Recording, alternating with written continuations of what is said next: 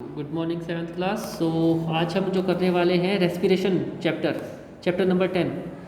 Respiration का पहले बच्चों मतलब क्या चीज़ होता है? देखो, रेस्पिरेशन का मतलब होता है कि सांस लेने की प्रक्रिया।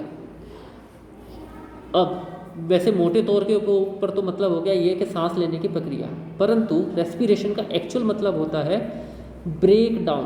ब्रेक डाउन का मतलब तोड़ना, खाने को तोड़ना, हवा की प्रेजेंस में खाने को तोड़ना। कोई भी चीज़ वस्तु हमारी प्रकृति के अंदर जलती क्यों है? पहला, उसके लिए क्या चीज़ चाहिए? उसके लिए चाहिए ऑक्सीजन। ठीक है, यही ऑक्सीजन हमारी प्राणवायु है। आग क्यों लगती है? ऑक्सीजन की वजह से लगती है। अगर ऑक्सीजन ना हो तो आग नहीं लगेगी। जलने के बाद कौन सी गैस निकलती है? Carbon dioxide. ठीक है, हमारे अंदर क्या होता है? हम भी ऑक्सीजन लेते हैं, कार्बन डाइऑक्साइड गैस बाहर निकालते हैं, है ना? ऐसा ही होता है। तो रेस्पिरेशन बेटा एक ऐसी प्रक्रिया है जिससे हम जो भोजन खाते हैं उसको ऑक्सीजन की प्रेजेंट के अंदर तोड़ने का काम करता है। अब ये हम इसके बारे में पढ़ेंगे सारा का सारा। Why do we respire? हम रिस्पायर क्यों करते हैं? In chapter 2 you have learn that all the organisms are made up of. देखो, मैंने 10.1 जो है यहाँ से पढ़ना शुरू कर रहा हूँ। ये ऊपर वाला मैं इतना ज़्यादा नहीं, मैंने आपको एक इंट्रोडक्शन दे दिया है। नीचे वाले से मैं देखता हूँ आपको सुनना ज़्यादा है और समझना ज़्यादा है। ज़्यादा बुक के अंदर सेंटेंसेस को फॉलो करने की ज़रूरत नहीं है। ठीक है, सबसे पहले मैं आपको बता देता हूँ कि एक जो हमारी बॉडी के अंदर सबसे छोटी इकाई क्या चीज़ होती है। जैसे कमरे की सबसे छोटी इकाई ईंट होती है। बहुत सारी ईंटें मिली तो दीवार बनती है, फिर 4 दीवारें। ऐसे ही हमारी बॉडी के अंदर सबसे छोटी इकाई होती है सेल। ठीक है, बहुत सारे सेल मिलके टिश्यू बनाते हैं। बहुत सारे टिश्यू मिलके क्या बनाते हैं? हमारी मसल्स बनाते हैं। बहुत सारी मसल्स मिलके हमारे ऑर्गन्स बनाते हैं।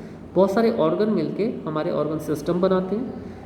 ऑर्गन सिस्टम कैसे होते हैं? ऑर्गन क्या होता है? जैसे कि आपका लीवर, ठीक है, किडनी। ऑर्गन सिस्टम क्या होता है? जैसे कि हमारा डाइजेस्टिव सिस्टम, मतलब खाना पूरा पाचन तंत्र, वो सिस्टम बनता है। ठीक है, बहुत सारे ऑर्गन मिलते हैं। रेस्पिरेटरी सिस्टम के अंदर क्या होता है? ऐसे ही रेस्पिरेटरी सिस्टम के अंदर होता है हमारे नाक, हमारी विंड पाइप, हमारे लंग्स, जिससे हम पूरी ब्रीदिंग प्रोसेस करते हैं, इन एंड आउट। तो वो क्या है? पूरा का पूरा सिस्टम। ठीक है, तो सेल से सबसे छोटी इकाई, ये आपको पता चल गया। ठीक, तो इन सारे फंक्शंस को करने के लिए हमारी बॉडी के अंदर बहुत सारी चीज़ें, आप भागते हो, खाते हो, पीते हो, आपको एनर्जी की ज़रूरत पड़ती है। एनर्जी कहाँ से मिलती है आपको? खाना खाते हो।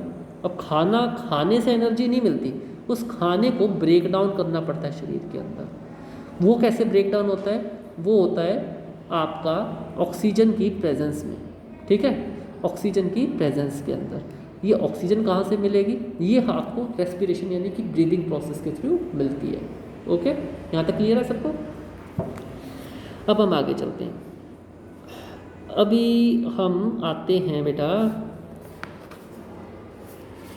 देखो यहाँ पे during breathing we breathe in air. जब हम सांस लेते हैं तो हम हवा को अंदर खींचते हैं। You know that air contains oxygen. आपको पता है एयर के अंदर बहुत सारी गैसेज होती हैं, ऑक्सीजन भी उसके अंदर से गैस होती है। We breathe air which is rich in carbon dioxide, we breathe out air which is rich in carbon dioxide. Breathe in का मतलब सांस अंदर ली हमने। देखो, हवा है, हवा तो मिश्रण है गैसों का। आपने नाक से सांस अंदर ली, अंदर जाके ऑक्सीजन अलग हो गई और कार्बन डाइऑक्साइड अलग हो गई।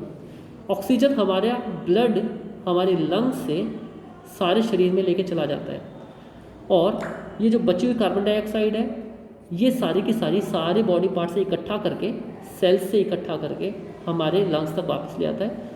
और जब हम सांस छोड़ते हैं, सांस अंदर लेते हैं, अंदर सांस छोड़ते हैं, ब्रीद आउट। जब हम सांस छोड़ते हैं तो उसके अंदर मेनली क्या होता है? ऑक्सीजन नहीं होती, उसमें हमारी कार्बन डाइऑक्साइड होती है। ओके, यही ऑक्सीजन क्या करता है? In cells oxygen in the air helps in the break down of the food. वो खाने को तोड़ने के काम आती है। The process of break down of food in the cell with the release of energy is called cellular respiration. हमारी body के अंदर मैंने क्या बताया था? सेल्स से बनी हुई है। ठीक है, बहुत सारे सेल्स। हर एक सेल आपस में खुद में एक लिविंग एंटिटी है, मतलब वो खुद से ही सांस लेता है। और बहुत सारे सेल हैं हमारी बॉडी के अंदर, तो ये उन सेल को खाना भी चाहिए होता है। ठीक है, तभी तो मिलजुल के टिश्यू बनाते हैं, फिर टिश्यू मिलके फिर ये तो आपको पता चल गया कैसे कैसे बनता है हमारी बॉडी के अंदर। तो जो सेलुलर लेवल का मतलब होता है, उस सेल के लेवल पे जब एक सेल बॉडी का आपके अंदर सांस लेता है और सांस लेने के कारण अपना भोजन को तोड़ता है, उसको क्या बोलते हैं? Cellular respiration. अब आप सोच रहे होंगे कि सेल कितने कितने सेल होते होंगे बॉडी के अंदर, तो मैं आपको अंदाज़ा बता दूं, अगर आप अपनी नाखून की खाल को थोड़ा सा चीर के अगर नीचे डालोगे तो इसका मतलब आपने बहुत सारे लाखों सेल आपने नीचे फेंक दिए। इतना छोटा होता है सेल, ठीक है। तो हम बहुत छोटे लेवल पे बात कर रहे हैं, उसको बोलते हैं cellular respiration. Cellular respiration take place in the cells of all organism. In the cell the food का मतलब क्या होता है बेटा? ग्लूकोज। आप जो रोटी खाते हो, कुछ भी खाते हो, वो आपको ग्लूकोज देता है। क्या देता है? Glucose. Glucose is broken down into the carbon dioxide and the water using the oxygen. हमारे सेल के अंदर यही ग्लूकोज कार्बन डाइऑक्साइड और पानी में तोड़ दिया जाता है इसी ऑक्सीजन की सहायता से। The breakdown of glucose occurs with the use of oxygen is called aerobic respiration. और इस ग्लूकोज के तोड़ने को ऑक्सीजन की प्रेजेंट में क्या बोलते हैं? Aerobic respiration. क्या बोलते हैं? Aerobic respiration. Food can also be broken down without using oxygen. अगर यही ग्लूकोज विदाउट ऑक्सीजन के तोड़ा जाए तो उसको क्या बोलेंगे? Anaerobic respiration. तो आपको फ़र्क पता चल गया एरोबिक क्या होता है, एनारोबिक क्या। एरोबिक का मतलब ब्रेकडाउन ऑफ ग्लूकोज का तोड़ा जाना ऑक्सीजन की सहायता से, वो एरोबिक कहलाता है। ग्लूकोज का तोड़ा जाना बिना ऑक्सीजन की सहायता से एनारोबिक कहलाता है, ठीक है। एनारोबिक और एरोबिक, ये देखो कैसे होता है ब्रेकडाउन। ग्लूकोज टूट गया with the use of the oxygen, और ग्लूकोज टूटने के बाद में क्या मिलता है? ग्लूकोज का मतलब मैंने क्या बताया? खाना, भोजन। क्या मिलता है आपको? कार्बन डाइऑक्साइड, पानी और एनर्जी, ये आपको मिलता है।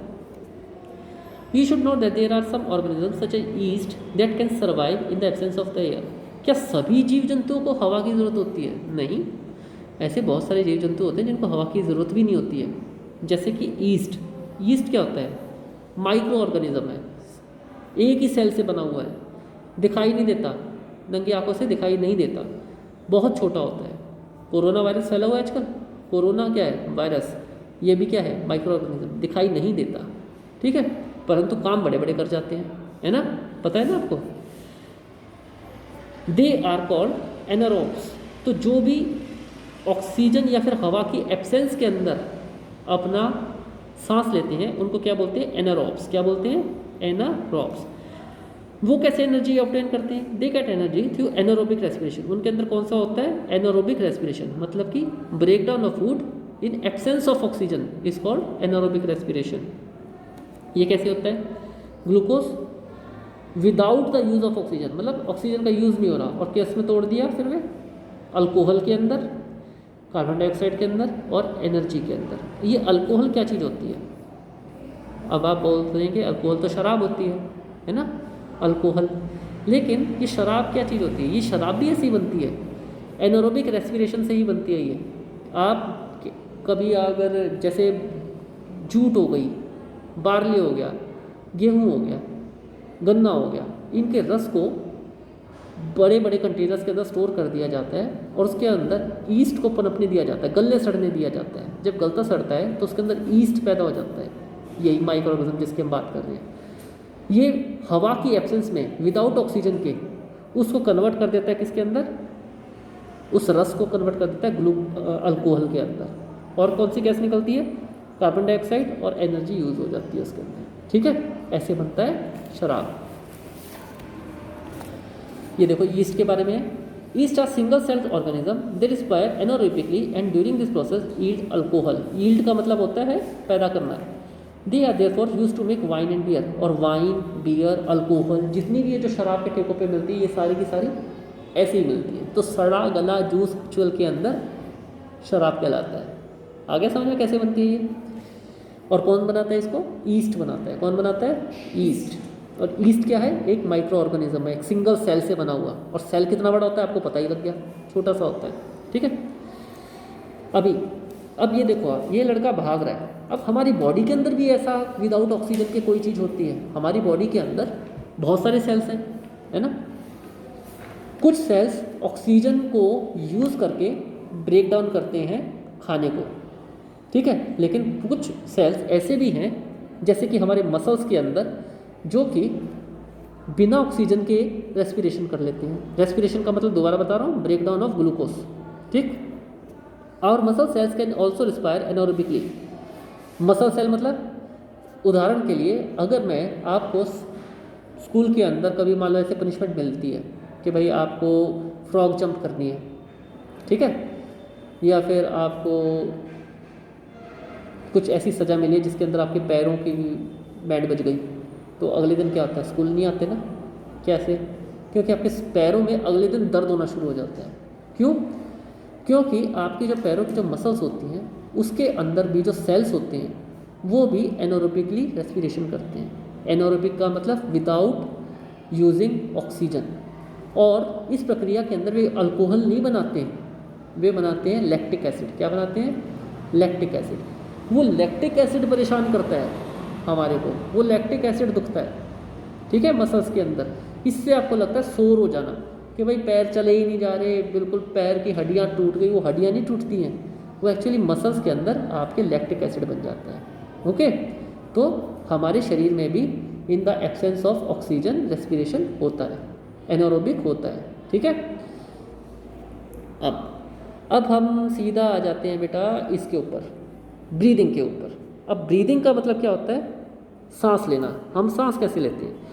एक प्रक्रिया होती है अंदर सांस लेना और एक होती है बाहर सांस छोड़ना। जो अंदर सांस लेने की प्रक्रिया है, ये देखो काला काला लिखा हुआ है, इनहेलेशन। क्या है ये? Inhalation. The taking in the air rich oxygen into the body is called inhalation and giving out air rich in carbon dioxide is called exhalation. दिखाई दे रहा है आपको? एक्सहेलेशन का मतलब सांस छोड़ने की प्रक्रिया, इनहेलेशन का मतलब सांस अंदर लेने की प्रक्रिया। जब आप अंदर सांस लेते हो तो इसका मतलब ऑक्सीजन रिच एयर, जिसके अंदर खूब सारी ऑक्सीजन होती है, वो अंदर जा जाती है। जब आप सांस छोड़ते हो तो ऑक्सीजन तो आपकी बॉडी के अंदर रह गई और जो कार्बन डाइऑक्साइड जो बची हुई है वो आप बाहर छोड़ते हो। ठीक है, आगे समझ में? तो इनहेलेशन एक्सहेलेशन पता चल गया आपको। अब हम बात करेंगे ब्रीदिंग रेट की। ब्रीदिंग रेट क्या होता है? Number of times a person breathe in a minute is termed as the breathing rate. एक मिनट में आप कितनी बार सांस ले लेते हो उसको ब्रीदिंग रेट बोलते हैं। ये ब्रीदिंग रेट आपका कितना होता है? ये ब्रीदिंग रेट आपका ज़्यादा भी हो सकता है, कम भी हो सकता है। मान लो आपको भागने के लिए बोला जाए तो आपकी सांस फूल जाती है ना, थक जाते हो तो सांस फूल जाती है, खेलने लगते हो तो सांस फूल जाती है, तो बहुत तेज तेज सांस चाहिए होता है। क्यों? क्योंकि आपकी बॉडी को बहुत ज़्यादा एनर्जी चाहिए होती है उस टाइम के ऊपर। और अगर एनर्जी चाहिए होगी तो क्या करेगा बॉडी? बॉडी को एनर्जी कहाँ से मिलती है? खाने से मिलती है। और खाने से ऐसे तो नहीं मिलेगी, खाने से क्या ऐसे मिलेगी? जब खाने को तोड़ा जाएगा, ब्रेक डाउन होएगा, हवा की प्रेजेंस के अंदर ब्रेक डाउन होता है, ऑक्सीजन की प्रेजेंस के अंदर ब्रेक डाउन होता है ना, तभी हमारा एनर्जी रिलीज होती है। ठीक है, यही अभी हमने पढ़ा है ना, इतना ही। तो इसके लिए बहुत ज़्यादा हमारे को हवा भी चाहिए, तो इसलिए हमें सांस चढ़ जाती है। ओके, आया समझ में? उसको क्या बोलते हैं? Breathing rate. ये एक लड़की है होल्डिंग ब्रेथ। आप कितनी देर सांस रोक सकते हो? अपनी नाक को एक बार बंद करके देख लो, आपको पता चल जाएगा कितनी देर सांस रोक सकते हो। ठीक है, ये आपको हमेशा चाहिए होती है इसलिए।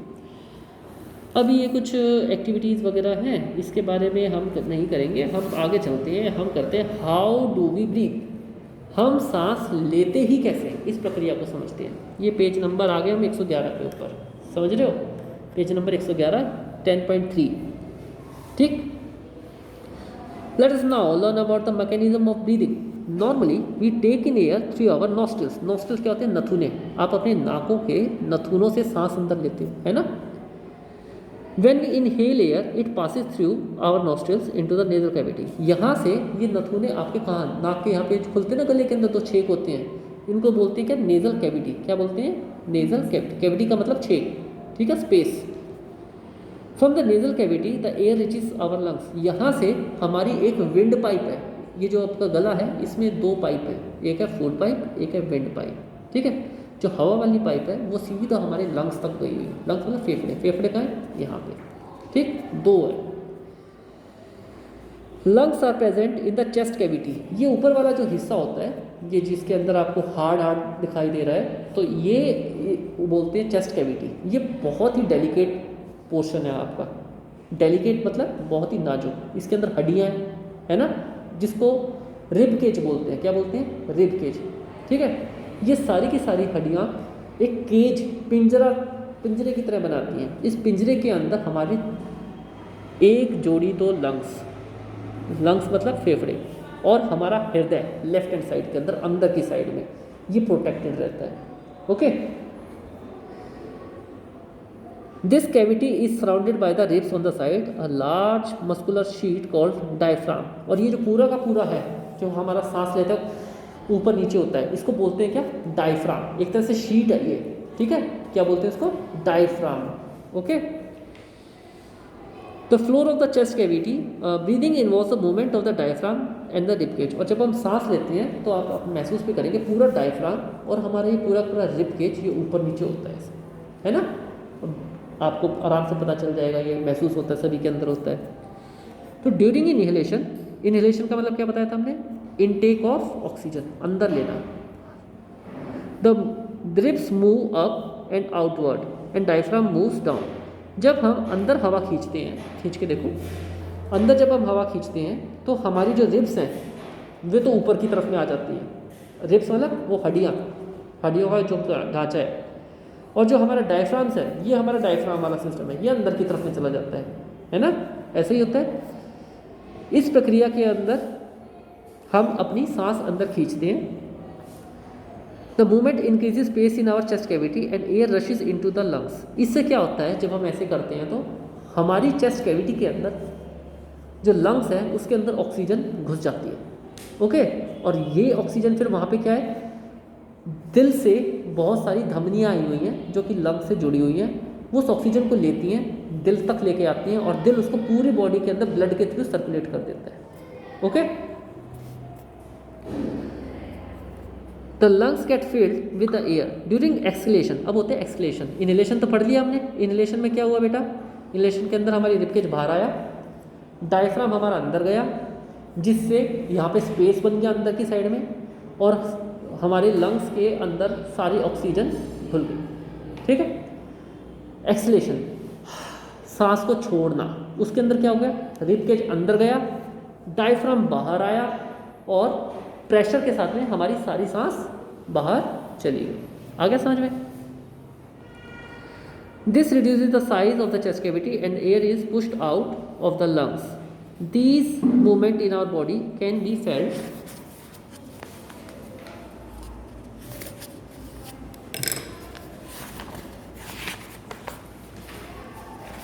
ये देखिए इस वाले के अंदर एक बार ये डायग्राम देखो, ये देखो, ये है नेजल कैविटी, नेजल पैसेज, ये नाक थे आपके नॉस्ट्रल्स, ये यहाँ पे ओरल कैविटी है यानी कि मुंह। कैविटी का मतलब क्या बताया था हमने? स्पेस। ये यहाँ से गई हुई है, ये विंड पाइप है ये बीच में, ठीक है, जिसको क्या बोलते हैं? फारेंक्स। फिर यहाँ पे ट्रैकिया है, ये ट्रैकिया क्या है? गोल गोल छल्ले हैं आपके। ये आप बोलते कैसे हो? आपको बोलने के लिए भी हवा की ज़रूरत पड़ती है। हम सांस छोड़ते वक्त बोलते हैं, सांस लेते वक्त नहीं बोल सकते आप, ठीक है? चाहे बेशक से ट्राई करके देख लो। सांस अंदर जब खींचोगे तब नहीं बोला जाता, सांस छोड़ते वक्त बोला जाता है। आपके यहाँ पे कार्टिलेजेस हैं, छल्ले हैं, ये बहुत सॉफ्ट सॉफ्ट हड्डियाँ हैं, वो जब हम बाहर हवा खींच छोड़ते हैं तो वो सब वाइब्रेशन करती हैं, उस वाइब्रेशन की वजह से हमारी आवाज़ निकलती है। Okay, After having learned that during breathing there are changes in the size of the chest cavity, children got involved in the chest expansion competition. और इसके अंदर क्या होता है, आप कभी आपने ये भी देखा होगा पुलिस भर्ती वगैरह के टाइम के ऊपर छाती फुला फुला के देखते हैं, है ना? छाती का साइज़ नापते हैं। ऐसा क्यों करते हैं? क्योंकि उनको ये पता करना है कि भाई आप फोर्स के अंदर जा रहे हो तो आपके अंदर कितनी ब्रीदिंग रेट है, मतलब आप कितना ज़्यादा ऑक्सीजन को लेने की क्षमता रखते हो, ठीक है? यही। और कोरोना के अंदर भी क्या होता है, आप कोरोना हमारे लंग्स के ऊपर ही अटैक करता है, ये जो फेफड़े हैं ना इन्हीं के ऊपर अटैक करता है। इनके अंदर पानी भर जाता है, ये जो देखो ब्रांचेस दिखाई दे रही है ना, इसके अंदर पानी भर जाता है, ये सूज जाते हैं और आपकी सांस छोड़ने की प्रक्रिया बिल्कुल ख़त्म हो जाती है, आप सांस छोड़ नहीं पाते हो, ठीक है? तो और देखो क्या चीज़ होती है, स्मोकिंग। बहुत सारे लोग स्मोकिंग करते हैं, हुक्का पीते हैं, बीड़ी सिगरेट इत्यादि पीते हैं। उससे क्या होता है, उसके अंदर आपने ये तो उसके अंदर भी देखा होगा, टीवी के अंदर भी, पिक्चरों के अंदर भी, एक काले रंग का टार होता है जो इन लंग्स को बोलते हैं कि स्पंज समान हमारे फेफड़े होते हैं, इसके अंदर वो बहुत सारा टार भर जाता है ना। वो जो काला काला है वो पोर्शन कार्बन डाइऑक्साइड से रिच होता है। कार्बन डाइऑक्साइड तो ऐसी गैस होती है जिसको हम छोड़ते हैं, अगर उसको कोई पीने लग जाए फिर क्या होएगा, आपके फेफड़ों के अंदर वो भर जाएगा सारा का सारा, है ना, ऐसा ही होता है। तो इससे क्या होता है, इससे हो जाता है कैंसर। क्या हो जाता है, cancer. It must be avoided, इसलिए इससे दूर रहना चाहिए। अब हमें किस चीज़ से दूर रहना चाहिए। आपने ये देखो पराली जलाना मना है, बोलते ना पराली नहीं जलानी, फैक्ट्रियों का धुआं, पोल्यूशन ज़्यादा हो रखा है, ये सब चीज़ें क्या है, ये सीमेंट के छोटे छोटे पार्टिकल्स होते हैं, डस्ट पार्टिकल्स, ये सारे हमारे सांस के साथ में हमारे फेफड़ों में पहुंच जाते हैं, हमारे स्पंज समान इन फेफड़ों के अंदर जम जाते हैं और उसको चोक कर देते हैं, ठीक है, जिससे हम बीमार हो जाते हैं। आगे समझ में। ये आपको एक्टिविटी देखो शो कर रखी है जब आप इनहेलेशन और एक्सलेशन की, मैं फिगर 10.5 की बात कर रहा हूँ। सबसे पहले इनहेलेशन, ये देखो क्या बताया था, जब हवा को एयर ड्रॉन इन, जब हवा अंदर गई हमारी रिब्स तो बाहर आ गई, डायफ्राम नीचे की साइड में चला गया, ठीक है, रिब्स बाहर आई, डायफ्राम नीचे की साइड में चला गया, इसलिए स्पेस अंदर बन गया। अब देखो सांस छोड़ने की प्रक्रिया है इसके अंदर, और हवा बाहर जा रही है, हमारी रिब्स दोबारा से अंदर की तरफ में जा रही है और डायफ्राम ऊपर की साइड में उठ रहा है। आगे समझ में कैसे होता है हवा इनहेलेशन एक्सलेशन।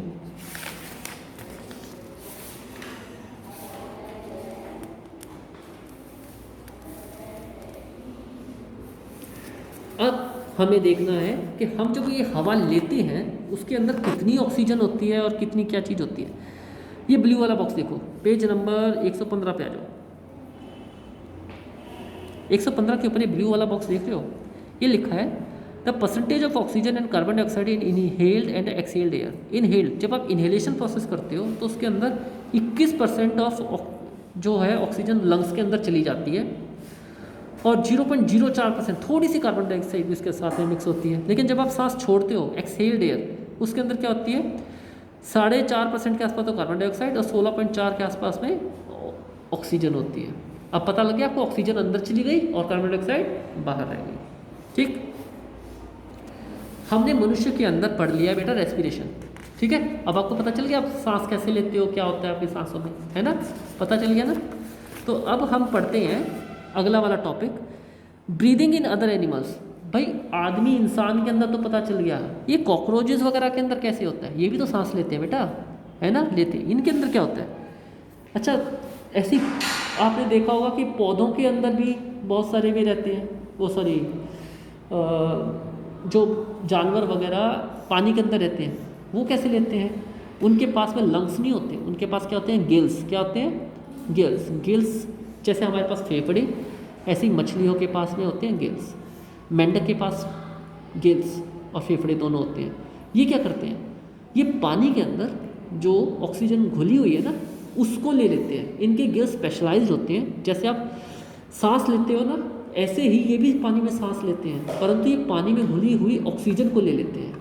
ओके, तो ये काम करते हैं उनके गिल्स, हम नहीं ले पाते क्योंकि हमारे पास क्या है, फेफड़े, इसलिए हम ज़मीन पे रहते हैं, हमें बोलते हैं टेरेस्ट्रियल एनिमल्स, और जो पानी में रहते हैं उनको बोलते हैं एक्वेटिक एनिमल्स। आगे समझ में। अब हम पढ़ेंगे कॉकरोच के अंदर कैसे हो रहा है। देखो कॉकरोच, अ कॉकरोच है small opening on the side of the body. एक कॉकरोच के अंदर क्या होता है एक्चुअली बेटा, कि उनकी एक साइड के ऊपर बॉडी में ओपनिंग होती है, जो उनका मुंह होता है ना वहाँ से खुला हुआ होता है पूरा का पूरा। अदर इंसेक्ट्स ऑल्सो है सिमिलर ओपनिंग्स, तो ओपनिंग आर कॉल्ड स्पाइरेकस, और इन ओपनिंग्स को क्या बोलते हैं, स्पाइरेकस। जो खुला हुआ जो पोर्शन होता है उसको बोलते हैं स्पाइरेकस। ये कॉकरोच है, ये जो इसका मुंह है ना यहाँ पे देखो, अगर हम इसको अक्रॉस एग्जामिन करें, काट के देखें तो हमारे को खुला हुआ एरिया मिलेगा यहाँ पे, ठीक। इसको बोलते हैं स्पाइरेकल्स। क्या बोलेंगे बेटा, spiracles. Insects have a network of the air tube called as a trachea, और इंसेक्ट्स के अंदर एक एयर ट्यूब्स नहीं होती है, देखो पूरी बॉडी के अंदर ये फैली हुई होती है इस तरीके से, ये जो ट्यूब सी दिखाई दे रही है, इन ट्यूब को क्या बोलते हैं, ट्रैकिया। क्या बोलते हैं, ट्रैकिया। तो सबसे पहले कॉकरोच और छोटे इंसेक्ट्स के अंदर एक ओपनिंग, जैसे आपकी नेजल कैविटी थी ऐसी इनकी ओपनिंग का नाम बोल दिया स्पाइरेकल। आपके तो लंग्स हैं, इनके अंदर पूरी की पूरी ट्यूब है, उन ट्यूबों को क्या बोलते हैं? ट्रैकिया। उससे क्या होता है? गैस एक्सचेंज होती है। Oxygen rich air rashes through the spiracles, in spiracle के थ्रू, ये जैसे आपके नाक के थ्रू ऑक्सीजन जाती है, इनके स्पाइरेकल्स के थ्रू जाती है ऑक्सीजन अंदर, और इन ट्रैकियल ट्यूब तक पहुंचती है। उसके बाद में ये जो वहाँ पे इनकी बॉडी भी बहुत सारे सेल्स और टिश्यू से बनी होती हैं। इनके टिश्यूज़ जो होते हैं, डिफ्यूज़न प्रक्रिया एक होती है, मतलब कि हवा गई अंदर ट्रैकिया से और उसके अंदर से इनके टिश्यूज़ ने ऑक्सीजन को खींच लिया और कार्बन डाइऑक्साइड को छोड़ दिया, ठीक है, और ऐसे ही ये सांस लेते हैं।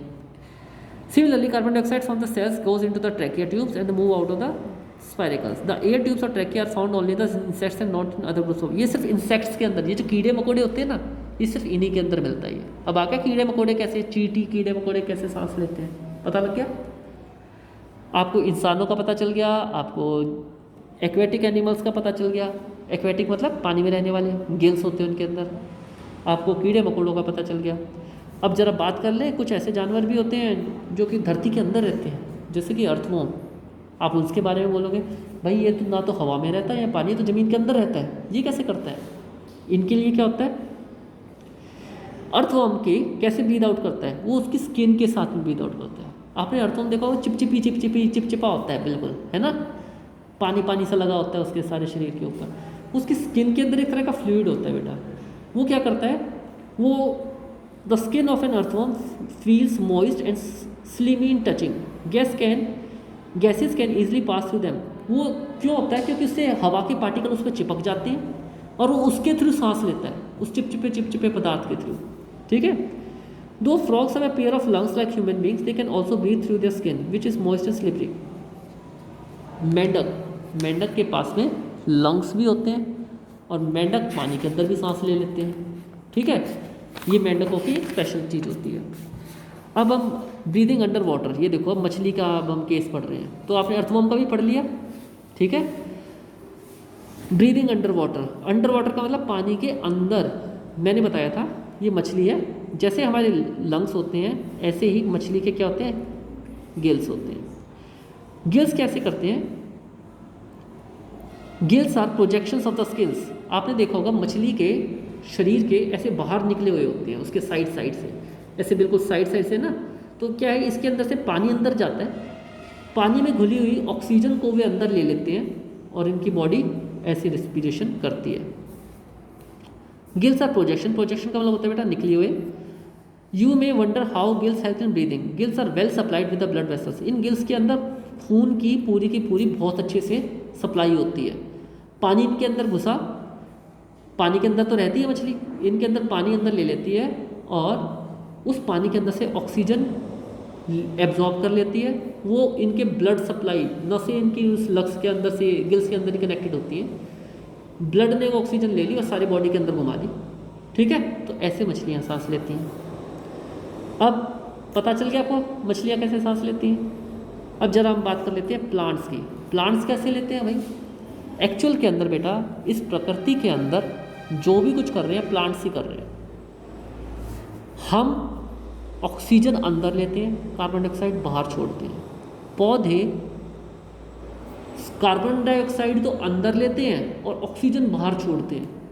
मतलब जो गैस पौधों ने एज अ वेस्ट प्रोडक्ट की तरह बाहर निकाल दी, वो हमारे लिए प्राणवायु है। उन्हीं पौधों को हम खाते पीते भी हैं, उन्हीं पौधों के ऊपर हम भोजन के लिए भी डिपेंड करते हैं। तो अब आपको पता चल गया पौधे कितने वैल्यूएबल हैं। इसीलिए बोलते हैं ना प्लांट ट्रीज, है ना। तो पौधे क्या करते हैं, रेस्पिरेशन का मतलब ये तो आपको पता चल गया है कि रेस्पिरेशन का मतलब क्या होता है, ब्रेक डाउन ऑफ ग्लूकोज होता है हमारी ह्यूमन बॉडी में, ठीक है। परंतु क्या पौधों को भी ब्रेक डाउन ऑफ ग्लूकोज की ज़रूरत पड़ती है? वे तो खुद बनाते हैं ग्लूकोज, ठीक है। वो ब्रेक डाउन नहीं करते, वो खुद बनाते हैं। कैसे?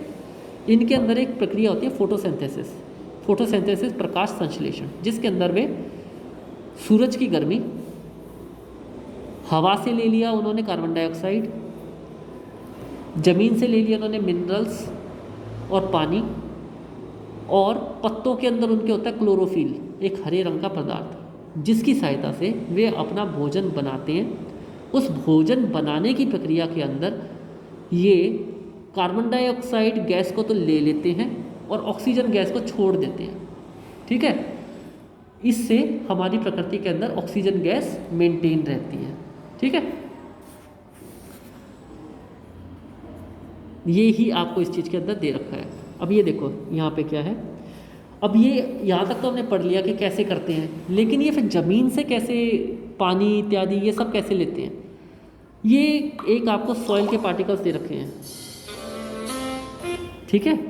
ये देखो डायग्राम के अंदर ज़मीन के अंदर जब जड़ें चली जाती हैं तो इन ज़मीन के अंदर ये है एक रूट का मतलब जड़, और ये एक जड़ का आपने देखा होगा किसी पौधे की जड़ें देखो, छोटे छोटे बाल होते हैं उसके ऊपर, है ना।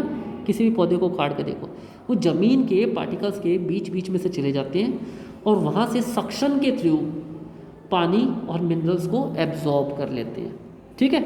ये एक बायोलॉजिकल प्रोसेस है, ये आप अगली वाली क्लासेस के अंदर पढ़ोगे। तो अब आपको ये पता चल गया कि पौधे भी सांस लेते हैं, परंतु पौधों के सांस लेने की प्रक्रिया में कार्बन डाइऑक्साइड गैस तो यूज़ होती है और ऑक्सीजन गैस रिलीज़ होती है। आपको ये पता चल गया फिश भी सांस लेती है, कैसे लेती है, उसके पास में गिल्स होते हैं, वो पानी में घुली हुई ऑक्सीजन को ले लेती है, ब्लड उसकी गिल्स से सारी बॉडी के अंदर घुमा देता है, कार्बन डाइऑक्साइड छोड़ देती है। आपने ये पता चेक कर लिया अर्थवॉर्म भी सांस लेता है, वो कैसे लेता है, स्किन चिपचिपी होती है, हवा के पार्टिकल्स उससे चिपक जाते हैं और ज़मीन के अंदर उससे सांस ले लेता है। आपने देखा कीड़े मकोड़े भी सांस लेते हैं, कैसे, स्पाइरेकल्स होते हैं जैसे कि हमारा नाक हो गया, ट्रैकिया होते हैं, उनके अंदर बहुत सारे ट्यूब का सिस्टम होता है, ठीक है, वे उससे ले लेते हैं। और लंग्स के बारे में तो आपने अच्छे से पढ़ ही लिया, ह्यूमन कैसे लेता है, ठीक है। तो ये आपका रेस्पिरेशन वाला चैप्टर बेटा सब पूरा हो गया है। इसके जो क्वेश्चन आंसर्स वगैरह हैं ये आपको अब भेजे जाएंगे, ठीक है, आपको अपनी फेयर कॉपी में करना है। ओके।